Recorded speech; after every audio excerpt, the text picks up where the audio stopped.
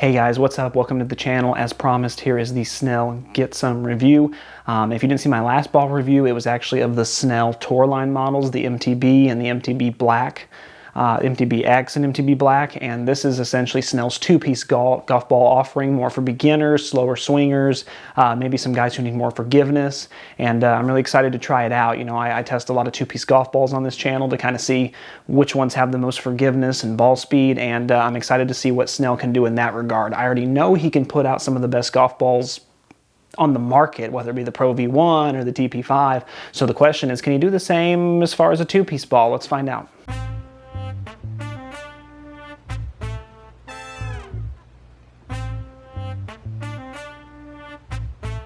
All right, so design-wise, you're going to immediately notice that it does have that Snell logo, which is a decent logo, and they do offer the really weird numbers. So this one's 33, you'll notice. They have 99. You can actually go online, and if you custom order them, you can put in whatever numbers you really want. And I also think that that's a good point to mention that if you go online to order these, you're going to find that they're actually out of stock a lot. I'm not sure why that is. I mean, it's either one of two things. Either one, a lot of people really love them, which compared to the reviews, it seems like they do. But also it seems like maybe because of COVID or something, the ball production kind of took a step back. I'm not sure, but it seems like they're always out of stock. They're always coming back in.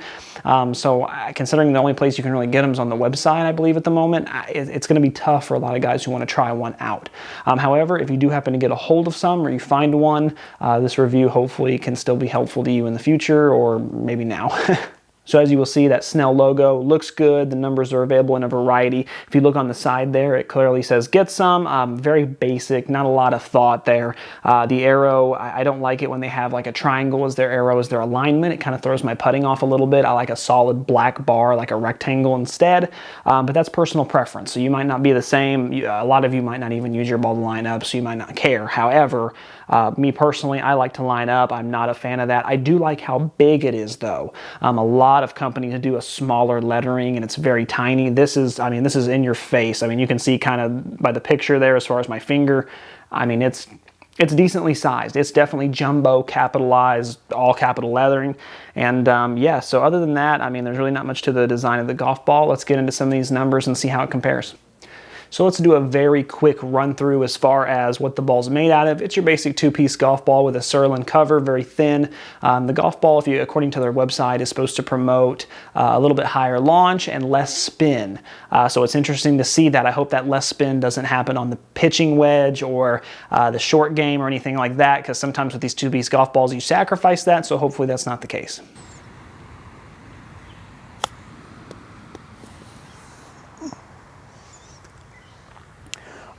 All right, so interesting feel around the green here. It's exactly kind of how I thought it was going to be based on my other testing. So it actually is pretty soft around the greens, which when you hit it at full speed, it doesn't feel that soft. But if you're just doing little chips and putts around the green, it actually has a lot softer of a feel because I don't think you're actually getting to the core. So I think you're just kind of hitting that outer layer, which is the soft part of the golf ball. So it actually feels pretty soft. There's a very, very light click. Not enough to really give you feedback, but you'll hear it depending on your club. So nothing too crazy, but it's almost like if someone flicked your arm. That's how it kind of feels when you hit. It's just that click, and it's really short. The shortest click I've seen yet on a golf ball, but it actually feels pretty soft. It feels pretty good around the greens, honestly. I like the feel of it. I think it's probably one of the best parts of the ball for sure, but chipping around the green, there's not much checkup, unfortunately, because with a ball like this, you know, it's not soft enough to really grab the green and absorb into it, so it's still firm enough to where it's going to have a little bit of roll afterward, and it's not being hit hard enough to have enough spin, so it's kind of stuck in that middle ground. There has to be a compromise somewhere, and unfortunately that's where it falls. So not a lot of checkup. It is going to roll a little bit, but it feels really good, so I'm impressed with that.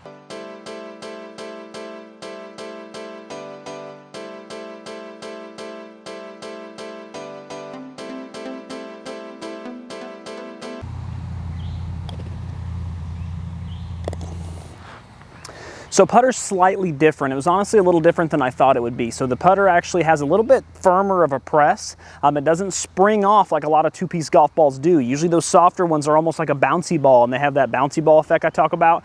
but this one actually, no, is a firm press. It does give you feedback, which is interesting for a two-piece golf ball. There's not a lot of them that offer feedback on a putter, but you can definitely feel it. But it has a good even roll. Honestly, it feels pretty good. It's a middle ground. It actually kind of feels putting like a tour ball, which is kind of nice for a lot of guys who don't want that bouncy ball effect, who when they hit it, it's going to spring off and take off and like a bat out of hell and end up on the other side of the green. This one's kind of a good balance. So honestly, putting, I really like it. It feels soft with chipping around the green. It's a great ball for around the green overall. Very impressive. Probably one of the highest remarks I've seen yet from a two-piece golf ball. So nothing but credit there. All right, so let's start with the sand wedge on the 50-yard pitch. We're looking at 7,882 RPM. Honestly, that's not bad for a two-piece golf ball. There's a lot of two-piece golf balls on the market I've tested, such as the TaylorMade, that it gets like 6,500 spin on a 50-yard shot, and it's really difficult to trust in those short game situations. Having almost 8,000 is really what I would get out of a pro ball, so it's awesome that it has that. The golf ball does feel really soft around the green, so I noticed when I was hitting at the 50-yard, it did feel like I had a little less forgiveness, but honestly, on the club I kind of enjoyed that, so I was really impressed. Everything I was looking for as far as coming off the club seemed pretty good. You do get a little bit higher of a launch as well, so honestly, it wouldn't be hard to get this ball to stop from 50 yards and maybe even get it to come back at you a little bit. So definitely good marks there. All right, so getting into the pitching wedge now, full shots, ball speed, we're looking about 89.3. That's pretty average. There's nothing really inspiring about that at all. Most of the time on the tour line balls, I can get up to about 91, 92, and actually most of the time on these two-piece golf balls, I actually get a little more forgiveness out of my pitching wedge, and it actually helps with the compression because it's softer. So it was really surprising not to see it higher. Most of the time, you know, on those soft, squishy two-piece balls, I'm getting like 93, 92, sometimes even 95, depending on the ball. So 89 is pretty average distance-wise on your iron, on your wedges and your short irons. I don't think you're going to see any increase by any means. However, looking at the spin, 7,940. So again, that's a good number. It's very consistent. And what I like about that is it matches the 50-yard perfectly, which means that essentially if you're setting up to do a shot where you want the ball to stop, whether you're doing a full pitching wedge or whether you're doing a 50-yard, I've noticed that the numbers are very, very, very consistent, which is awesome. So for a lot of guys that have trouble with ball striking, and sometimes your ball spins 10,000 RPM and sometimes it spins 5,000 depending on how you hit it, this could be a good ball for you because honestly, despite whether I hit it well, whether I hit it bad, whether I hit it, you know, fat, or whether I hit it thin, just the spin numbers were very, very, very consistent throughout. So very impressive as far as that goes. With a two-piece golf ball, you're really looking for consistency. And as far as spin, I don't think it gets much better than that as far as a decent spin number and consistency. So very forgiving, very impressive. All right, so moving right along into the 7-iron. So 7-iron, we had about 107.9 mile per hour speed. With my average swing, again, that's pretty normal. It's actually a little underwhelming, not a lot of ball speed. Usually with these soft golf balls, that's weird. It usually compresses a lot better, and I'm able to get a lot more ball speed, but with this one, it's just not that way. It does feel just slightly firmer than a normal soft, like 40 compression ball would. A lot of these two-piece golf balls are now coming out claiming they're the world's softest, and that seems to be the tagline at the moment, but this one does not promise that. I mean, it is a little firmer. It's still soft, but it's a little firmer than a lot of these balls on the market. It's not trying any gimmicks here, that's for sure. So ball mile per hour speed, really underwhelming. The carry distance with the 7-iron ended up just being right where my normal is, so nothing wrong with that. Again, very consistent, which is good. And if we look at the spin number, 5,910, not bad at all. I like mine personally in the 58 to 55, somewhere in that range. So it's a little higher, but it's a two-piece golf ball, so I expect it to spin more. It's definitely not as much as the soft response, which I think was like 62, 6,300 RPM. So it's still in a safe zone, honestly, really good. It was just disappointing not to see a little bit more ball speed, but maybe they're sacrificing the ball speed for forgiveness and consistency, because so far that's been an A+. And it doesn't look like much is going to change with the driver either, unfortunately. So carry distance, excuse me. So for carry distance, we're looking at 228.3 yards of carry. Average, you know, okay, not bad, not great. I've had balls that have tested way higher. I've had balls that have tested a little worse, but honestly, that's pretty underwhelming. But that's kind of how this ball's been testing so far. And then if you look at ball speed or ball miles an hour here, 142.1, that's not bad. That's pretty average for my swing, actually. But I would say it's just a notch just slightly above average. So, you know, again, nothing spectacular that'll blow me away, but it's kind of weird that my distance is kind of subpar, but the ball speed, so I'm not sure there. Maybe it means I'm getting too much spin, but I'm not. That's the weird part, so I don't know why. I'm actually getting 2642 on the RPM for spin, which usually I'm about 2700, so it's slightly less than I usually do, which means, honestly, the golf ball does have a little bit lower spin on the driver. I don't know if that's a good thing or bad thing. Usually with these two-piece golf balls, you get more spin. That way the ball can kind of get up in the air a little bit more, and for the average guy, get more distance. But I actually got less, so maybe that has to do with the overall factor. I'm not sure.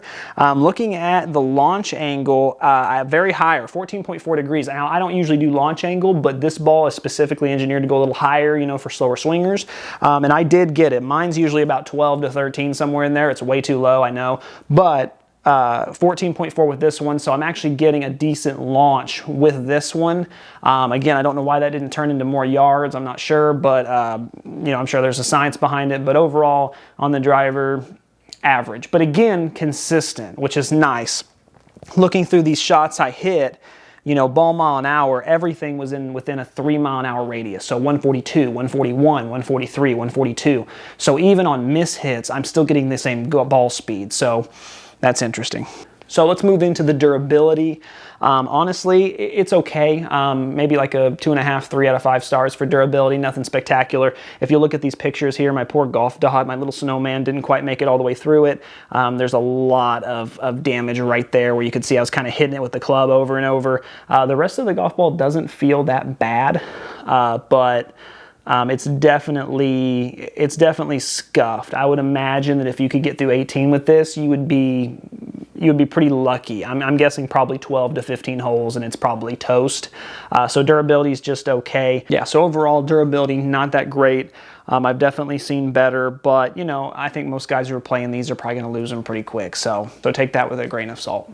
So overall, guys, what do the numbers say? What do they mean? Who would I recommend the ball for? Well, the ball definitely does the one thing it's supposed to do, and that's that it does launch higher. It does help get the ball in the air, and it definitely has low spin in some areas, and it doesn't actually sacrifice the spin on the wedges, which was really nice. Who I would recommend this golf ball for is if you're still playing a two-piece golf ball, which a lot of guys should because they're very forgiving and they prevent hooks and slices, things like that. So, I mean, unless you're in the single-digit handicaps, you probably shouldn't be playing with a pro ball anyway, and if you don't have a swing speed over 110 mile an hour, you definitely shouldn't be playing with a pro ball because you're not going to compress it right, and you're not going to maximize your level, you know, as far as your speed and distance. So regardless, a lot of guys should be playing a two-piece golf ball. Some should be playing a low-end 3, but if you think you still want that forgiveness because you're still learning the game and trying to figure all of it out, the best thing I would say about this golf ball is it's consistent. So if you're just now getting into iron striking and you're trying to figure all that out, it's really nice to be able to get 8,000 RPMs, whether you blade it or thin it or duff it, or, I mean, no matter what, you just get a consistent flight and you get a consistent stop on the green, which is really nice. Not being able to lose ball speed even if you hit it off the toe, you know, getting the same, you know, launch despite the fact that you hit it off the inside of the club. There's just so much forgiveness packed into this ball. And honestly, if I had to say one thing about it, it would be that it was the most consistent as far as the numbers go that I've ever tested. And I think a lot of guys need that. So if you find yourself needing forgiveness and consistency, this ball definitely is the best two-piece I've tested so far in that regard, and I would definitely recommend it for that. Otherwise, if you're not looking for that, if you're looking, you know, for a ball to maximize your distance and striking really isn't your issue, so maybe you're a senior who has been playing the game for a long time and you have a slower swing speed and you can ball strike pretty well. It's really just about maximizing your game. I think there are better two-piece golf balls out there for you. A couple I've reviewed, a couple maybe I'll find in the future, but I think that there's definitely been some better numbers than that. So that is what it is. But thanks again, guys, for watching. As always, keep watching and keep saving. Thank you so much.